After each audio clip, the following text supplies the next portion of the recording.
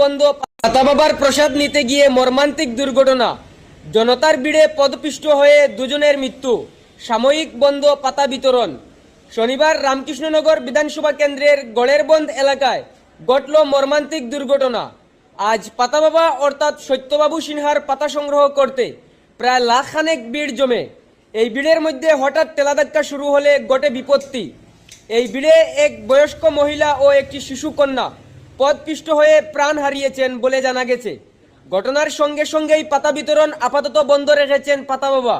এই ঘটনায় পুরো এলাকায় শোকের ছায়া নেমে এসেছে।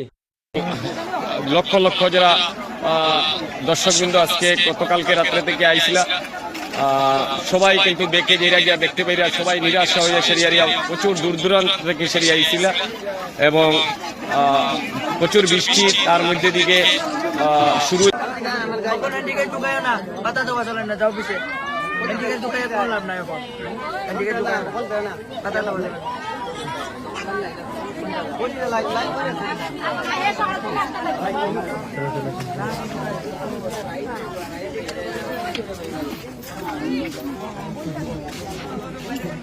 টাইম পাইছিলেন।